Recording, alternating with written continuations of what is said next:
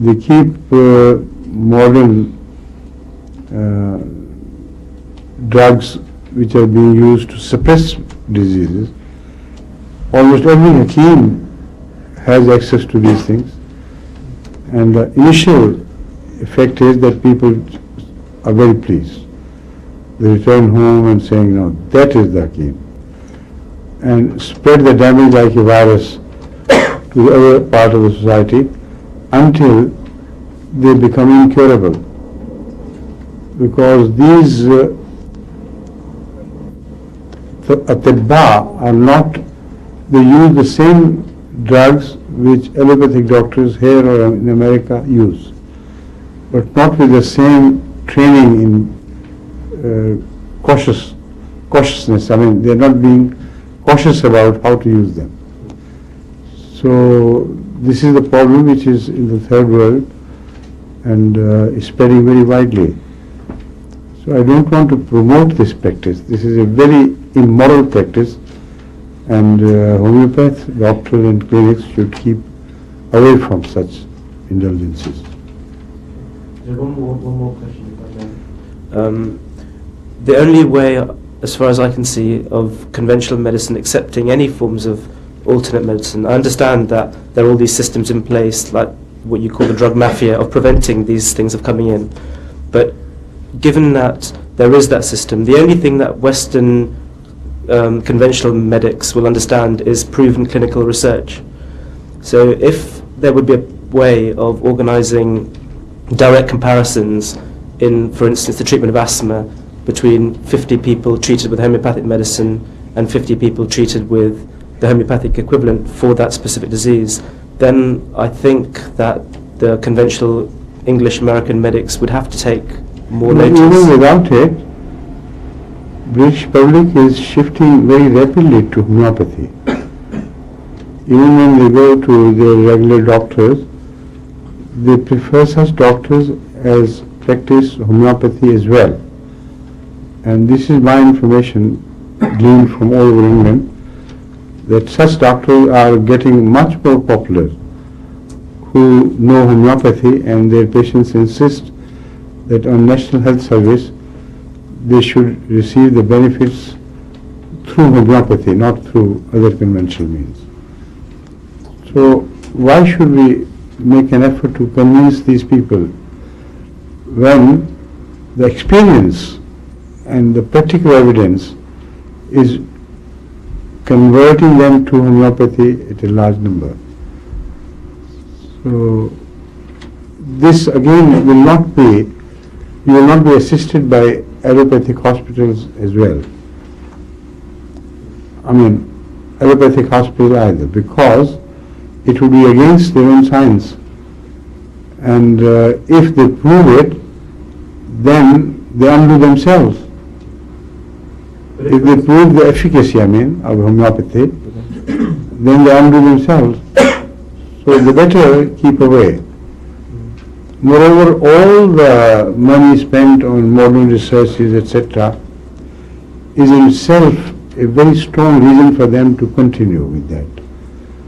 The modern research is all right, but the research they carry out does not bear any fruit in the real sense of the word in many departments. In some departments it does.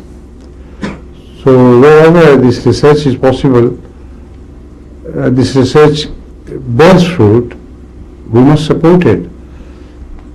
But if you prove the system to be wrong and much less efficacious than homeopathy, then the funding agencies will hold their hand and will not fund the research programs.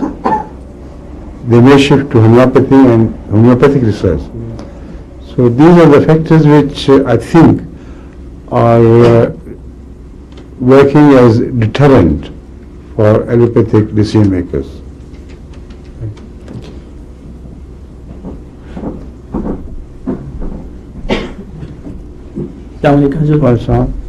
Hazur, I'm an orthopedic surgeon.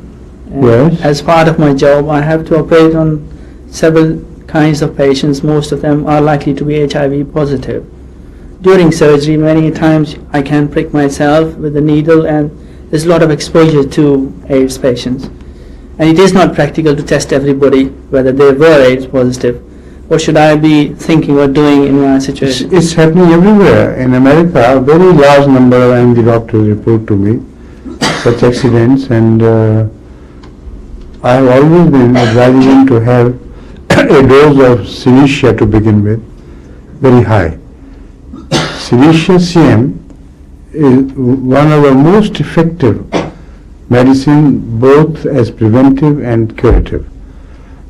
And I have myself witnessed the cure in cases of AIDS, patients suffering from AIDS, not just HIV positive, but suffering from actually AIDS disease, which had completely rotted the whole body. Yet they recovered. But the incidence is not very high like it's in the case of common cold and things. Incident, if to my assessment, at one time to begin with, I thought 70% of the cases responded positively. But when I expanded the experiments to other cases, then I realized that the incidence is not that high.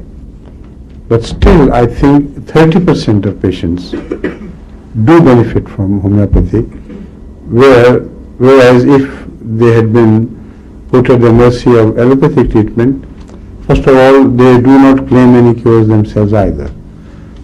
Secondly, they fail in curing such patients and giving them relief. The maximum breakthrough which has been so far done is in America, where the magazines and news media says they have broken through, the patients have recovered and so on and so forth with some new drugs. And when I investigated and read all about it myself, I was amazed at this big fraud, because the experts themselves admit that the maximum benefit they could draw was for 2 years. After that, nothing could be done. But when I talk of homeopathy, then I know such patients who are still alive and are very much in good shape. Such pregnant mothers who were stricken by AIDS, who gave birth to children, they have completely recovered from the effect of AIDS themselves.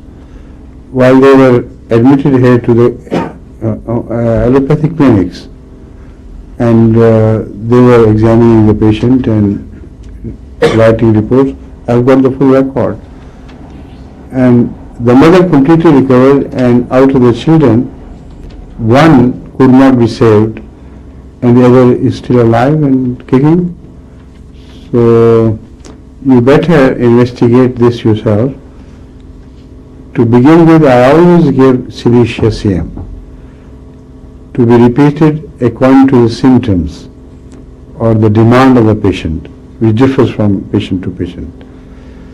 Then if it ceases to work, or to enhance its influence once again, I interdose it with sulfur CM.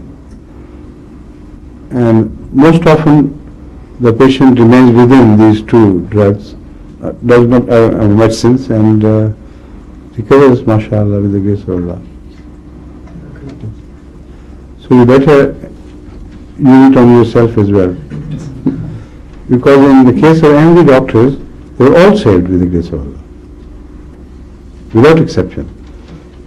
That is not only because of the medicine, but because of special blessing of Allah. Please. Dental surgeon in general practice. My question is... From where? From Reading, Jamaat. My question is, most dental mouthwashes contain alcohol. If clinically necessary, should we be using them? Using what? Alcohol for what? Well, basically the base is alcohol with obviously ingredients such as chlorhexidine. Alcohol is forbidden for